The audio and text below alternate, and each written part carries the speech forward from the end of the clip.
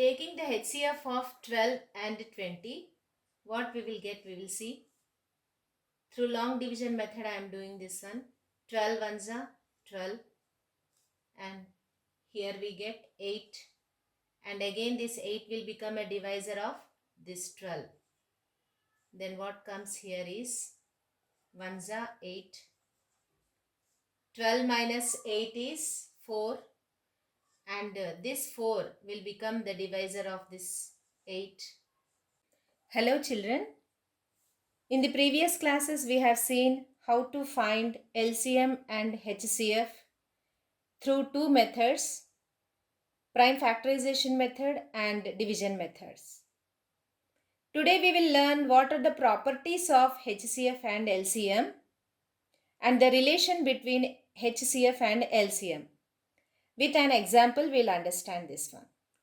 For example, take any two numbers, 12 and 20 I am taking. Now this will be our first number, and this number is our second number. Now we will take HCF of these two numbers, and here we will take the LCM of these two numbers, and we will see whether any relation is there between HCF and LCM of the two numbers. 4 2s are 8. 8 minus 8, 0. Here what is the last divisor, children? 4. So here the HCF of 12 and 20 is 4. Similarly, if we find the LCM of 12 and 20, let us see what we get. 2 6 ja, 2 10 ja, and again these both are divisible by 2. So I am taking 2 here, 2 3s are and 2 5s are. And now here we got these both 3 and 5 are co-primes. So we stop here, and then our LCM will be 2 into 2 into 3 into 5, which is equal to 60.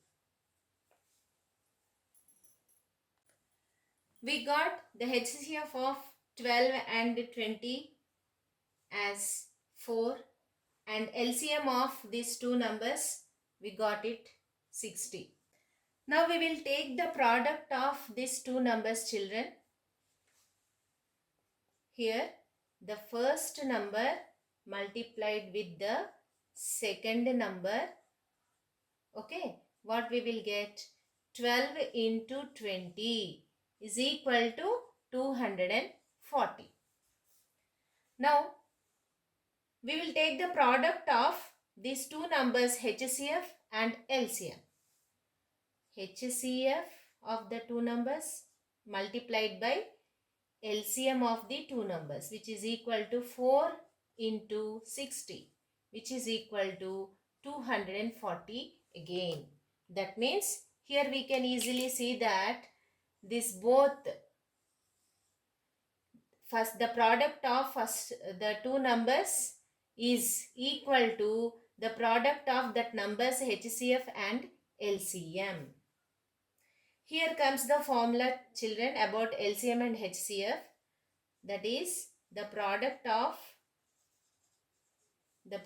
of two numbers is equal to the product of HCF of the two numbers and LCM of the two numbers. This is the relation between the numbers and their LCM and HCF, children. Here the HCF of the numbers will be not greater than either of the numbers. For example, we take the same example, children. We got the HCF of 12 and 20 is equal to 4 we got. And this HCF of these two numbers will be not at all greater than any of these two numbers. It will be less than only The HCF of these two numbers will be less than the two numbers. Okay, children? Similarly, children, the LCM of any two numbers, the LCM of any numbers will be not less than the either of the numbers. Means the LCM of, suppose the same example, the LCM of 12 and 20, what we got? 60. Now this 60, the LCM of these two numbers will be not less than any of these numbers. It will be always more than, greater than the two numbers. But in some cases, the HCF can be equal to the smaller number. For example, suppose we have taken two numbers 15 and 75, and the HCF of these two numbers will be 15. And we can observe that the HCF of these two numbers will be the smaller number itself. Okay, children? When the greater number is the multiple of the first number, when the greater number is the multiple of the first number, in such cases only the HCF of any two numbers will be the smaller number. Here we can see that 75 is the multiple of 15. Or we can say that 15 is the factor of 75. In such cases, the HCF of the two numbers will be the smaller number itself. Similarly, the LCM can be equal to the greater number. Suppose if we take the same examples, the LCM of 15 and 75 is 75. Okay, children. Here we can observe that when the first number is the factor of the second number, or the second number is the multiple of this first number, then their LCM will be the larger number itself. One question for you children. Suppose the HCF of 16 and 80 will be what? Without doing the factorization method or division method, we can tell. Because here we can see that when these two numbers, if you see, this is the multiple of 16. 80 is the multiple of 16. 16 5s are 80, isn't it? So 80 is the multiple of 16 and or 16 is the factor of 80. So in such cases, what will be their HCF, children? The smaller number itself. Okay, children. Next, the LCM of 16 and 80 will be what? You can see that here 80 is the multiple of 16 and 16 is the factor of 80. So in such cases, the LCM will be the greater number itself. Okay, children. Suppose the numbers are co-primes, then what will be their HCF? Suppose, for example, we are taking two numbers 70 and 25. Okay. Then what will be their HCF? Let us see. 17, 25. Okay. Ones are 17. Here we'll get 8. Again, 8 will be the divisor of this 17. 2s are 16. Here 1. And 1 will be the again divisor of this 8. 1 8s are 8. 8 minus 8, 0. So the last divisor is 1 here. So that means the HCF will be 1. When the two numbers are co-primes, okay children, that means they don't have any common factor except 1.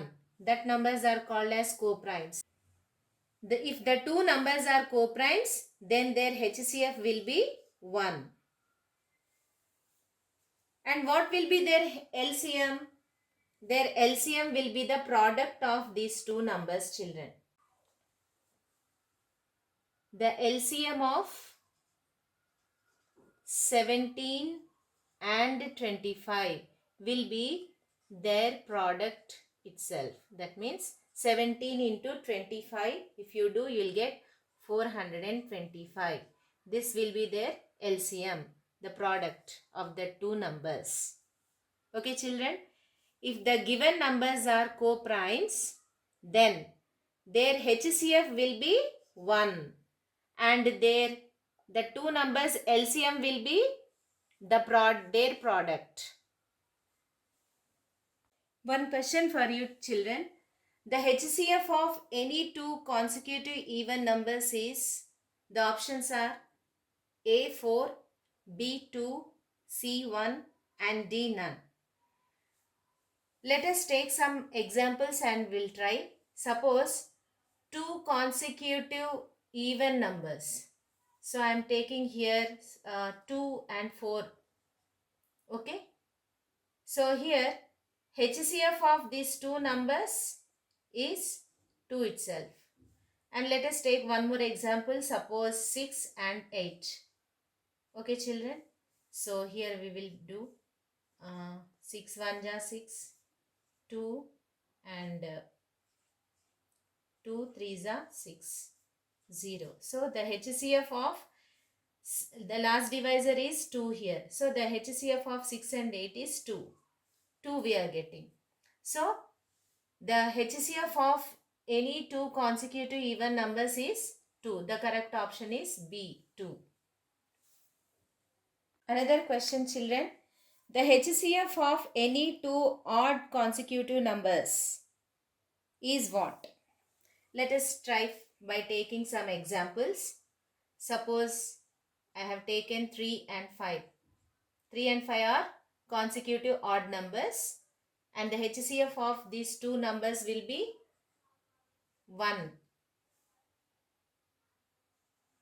See, 3 1s are 3, 2, again 1s are 2, 1, 1 2s are 2. So here the last divisor is 1. So the HCF of two consecutive odd numbers will be 1. Let us take another example, children. Suppose 7 and 9. Okay. We'll find the HCF.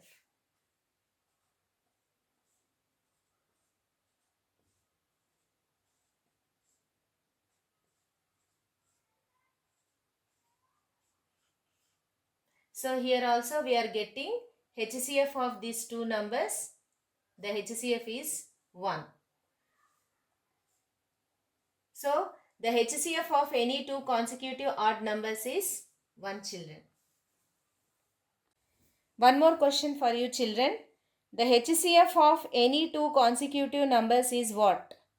Option A 0, option B 2, option C 1 and option D 3.